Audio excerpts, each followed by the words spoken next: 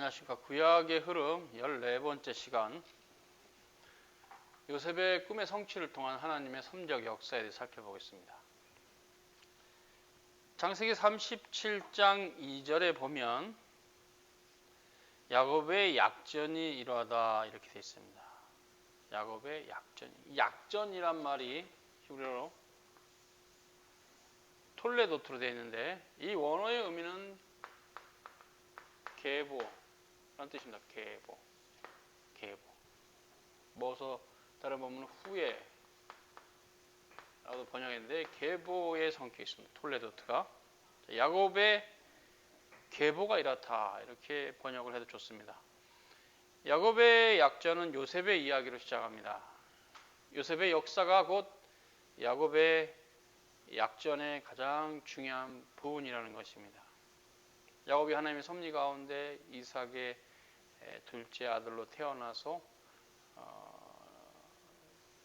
라반에게 갔고 12아들을 얻어서 가나안으로 돌아오는 사건도 매우 중요한 사건이지만,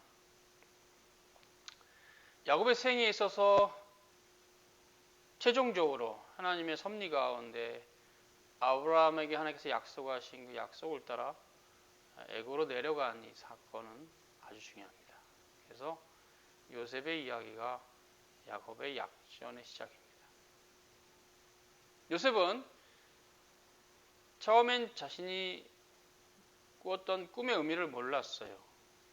다만 그것을 자랑하고 또 그것은 형제들에게 시기를 사게 되었습니다.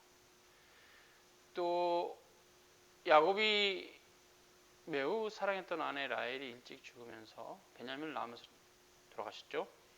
요셉을 특히 또 아꼈습니다.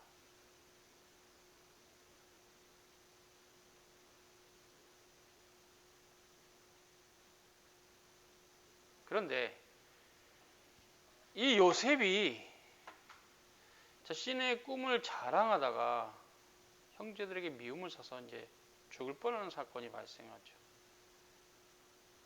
아버지 야곱이 요셉에게 형들이 어떻게 일을 하는지 너 가보아라. 또 옷도 또 굉장히 비싼 자색 옷을 입혀서 약간 뭐 편애가 있는 거죠.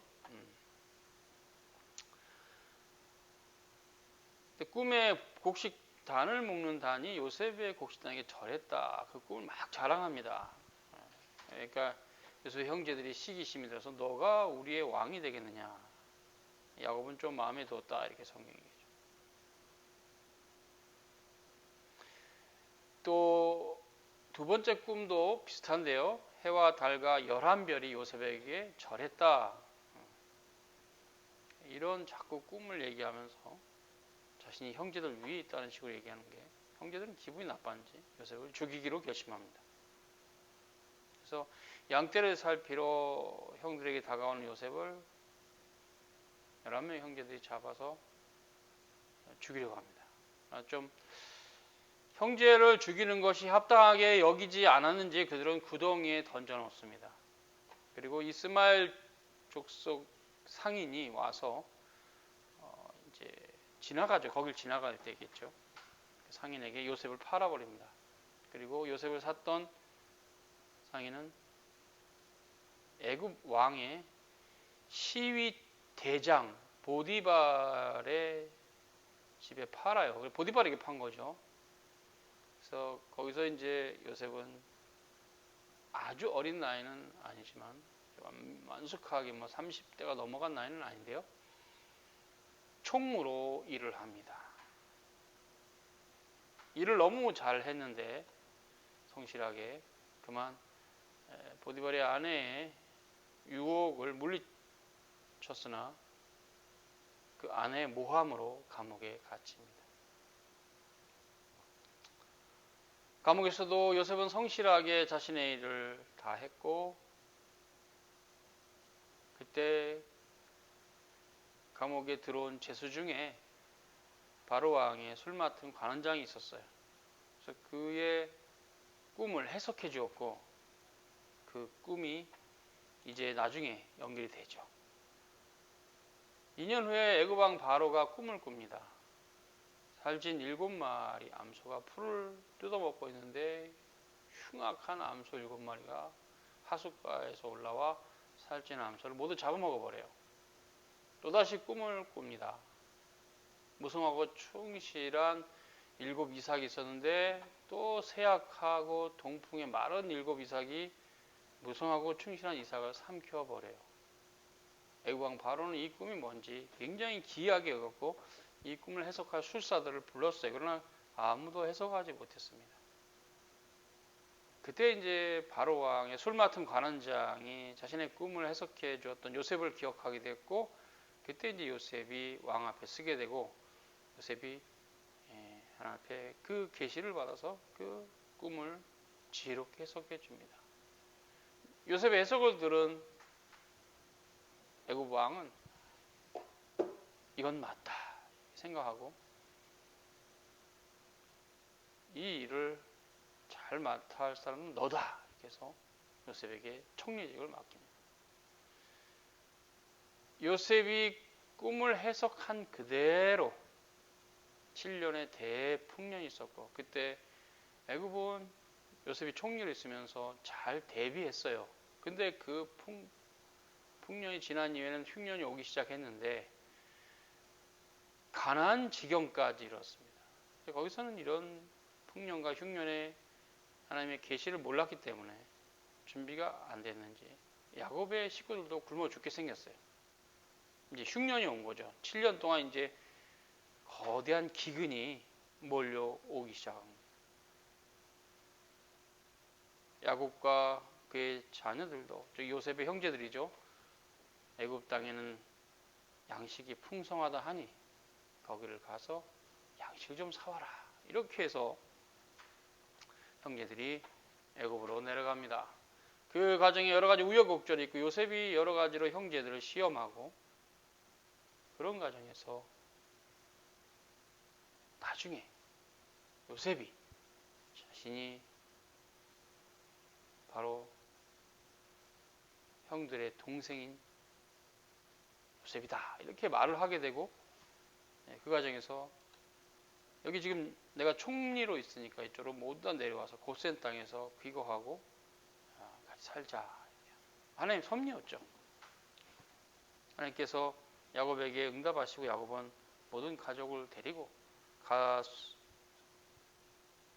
데리고 또 가산을 다 팔아서 요셉이 있는 애굽으로 갑니다. 물론 요셉은 거기 총리로 있었기 때문에 굉장한 권력자죠. 왕 외에는 그보다 높은 사람이 없는 엄청난 권력자였어요.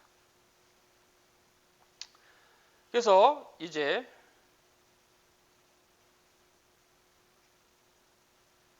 야곱이 애굽으로 내려왔고, 그리고 야곱이 바로왕 앞에 서서 바로를 축복하고 자신의 생애를 말하면서 이렇게 이제 고센에 거하게 되죠. 이제 그런 역사가 있고, 그러나 야곱도 나이가 들어서 죽습니다. 창세기 후반부는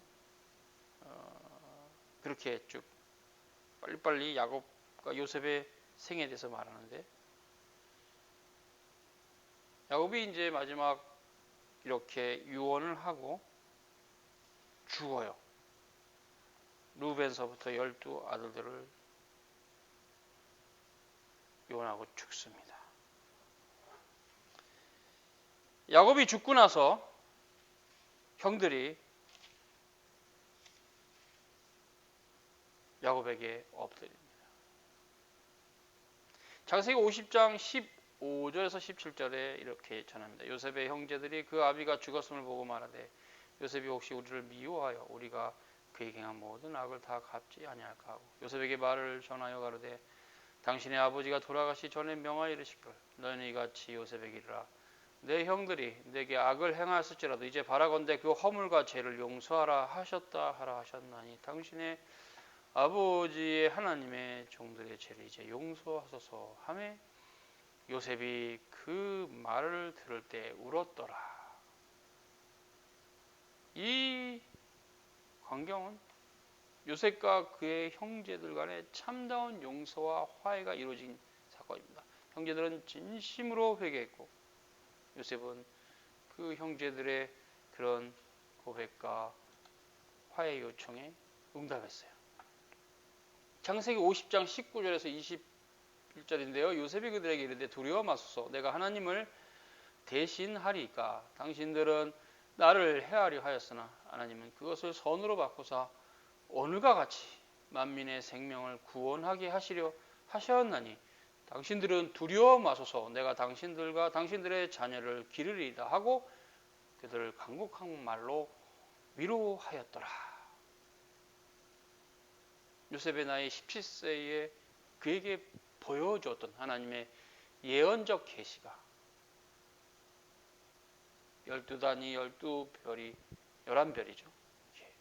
요셉에게 절을 했던 그 예언적 계시가 성취가 되었습니다. 요셉의 형제들이 요셉에게 고개를 숙이고 요셉은 명실상부하게 이스라엘의 족장이 되었습니다. 그는 그의 아비 야곱을 대신해서 이스라엘 족장이 돼서 이스라엘을 다스렸습니다.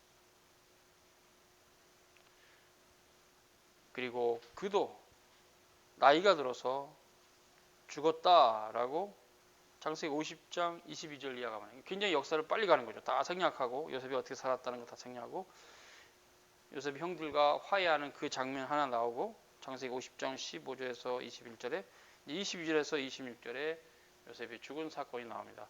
요셉이 그 아비의 가족과 함께 애굽에 거하여 110세를 살며 에브라임의 자손 3대를 보았으며 므낫세의 아들 마길의 아들들도 요셉의 쓰라에서 양육되었더라. 요셉이 그 형제에게 이르되 나는 죽으나 하나님이 너희를 권고하시고 너희를 이 땅에서 인도하여 내사 아브라함과 이삭과 야곱에게 맹세하신 땅에 이르게 하시리라 하고 요셉이 또 이스라엘 자손에게 맹세시켜 이르기를 하나님이 정녕 너희를 권고하시리니 너희는 여기서 내 해골을 메고 올라가겠다 하라 하였더라.